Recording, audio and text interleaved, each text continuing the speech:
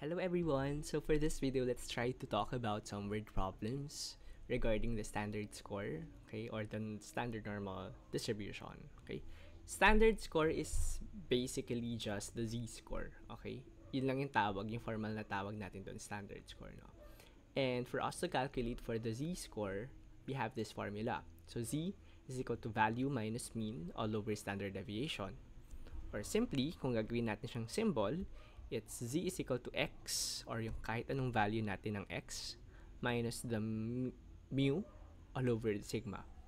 Okay? So let's try some examples. No? An adult has on average 5.2 liters of blood. Assume the variable is normally distributed and has a standard deviation of 0.3. Find the percentage of people who have less than 5.4 liters of blood in their system. So for this one, let's try to identify first yung mga given information sa atin, no? So, una dito, an adult has an average na 5.2 liters. So this 5.2 is obviously our mean. Okay, so ito yung mean natin. And then, sinabi dito na standard deviation, okay, standard deviation is 0.3. So this is our sigma. And then, titingin din tayo, less than 5.4 liters. So, itong 5.4 liters natin na to, this is our x. So, kompleto na, no? Meron na tayong x, meron na tayong mu, meron na tayong sigma. So, let's try to solve for z. So, z is equal to x minus mu all over sigma, which is equal to 5.4 minus 5.2 all over 0.3.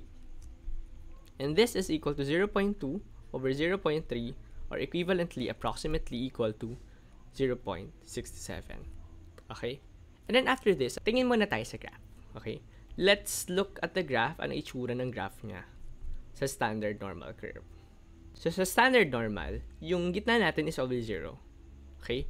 And yung nakuha natin is 0.67. So around siya here. So this is 0.67. Okay? Ang kailangan natin is less than ng x, or from 0.67 pababa.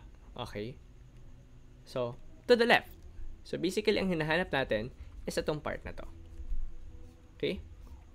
So, in that case, kailangan natin is to the left of z is equal to 0.67. Hanapin natin sa table ngayon, si z equals 0.67. So, ito ngayon si 0.67. So, ito si 0.6 and this is 0.07. And yung intersection niya is basically itong number dito. So, 0.2486. And ngayon, yung area natin from 0 to 0.67 is 0.2486. Okay? So, this part here, mula dito hanggang sa 0.67, ang area natin ay 0.2486. And again, yung pinag-usapan natin last time, na kapag kasama sa shaded area yung 0, we add 0.5. So in that case, para makuha natin yung area, we add 0.5 here. Hence, our answer for this is 0.7486. Or equivalently, kung kukunin natin yung percentage, this is 74.86%. Ibig sabihin nito, 74.86% ng tao daw is merong less than 5.4 liters ng blood in their system. So let's proceed with the next problem.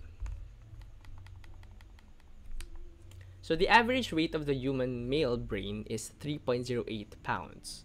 Assume the variable is approximately normally distributed and the population standard deviation is 0.3 pounds. If 50 males are randomly selected, approximately how many will weigh less than 2.96 pounds. So again, no, let's try to identify muna kung ano yung z natin. And recall natin na yung z is equal to the x minus mu all over the sigma. Then, identify natin yung mga information na meron tayo. So average weight daw is 3.8 pounds. So meaning, this is our mu. Okay? And then, may standard deviation tayo na 0.3 pounds. Okay? So this is our sigma. If 50 males are randomly selected, approximately how many will weigh less than 2.96 pounds? Okay, so less than 2.96 pounds. Okay, so this 2.96 is our x. So let's try to substitute all of them na, no?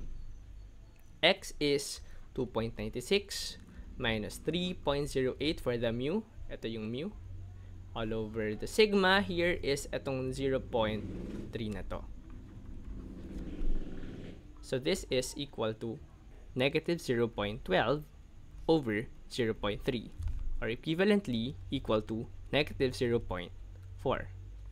So our z is negative 0.4. Okay, so try natin kunin or ilagay natin siya sa graph. Okay, so this is our normal curve or standard normal curve. Okay, yung gitna natin again is 0. I-locate natin si negative 0.4. So nandito siya, around here. So negative 0.4. Now na nalocate na natin, no? Alamin natin kung ano yung kailangan na shaded part. And sabi dito, less than 2.96 pounds.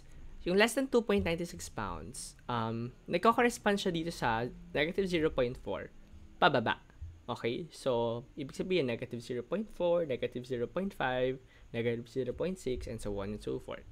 So, dito natin siya makikita mula dito sa 0.4 hanggang sa left niya. Etong part na to. Okay?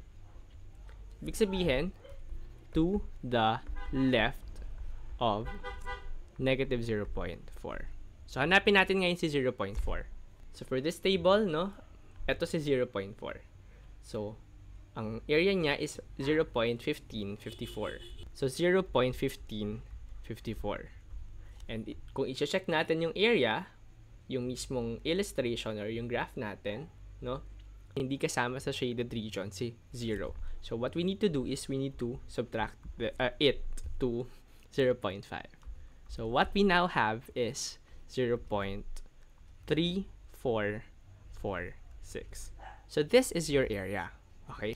Ang hinahanap sa atin is basically kung ilan yung mga human brain or human male brain na nagwe-weigh less than 2.96 pounds. And we know na ang sample natin is 50 males. So, we make use of the 50 males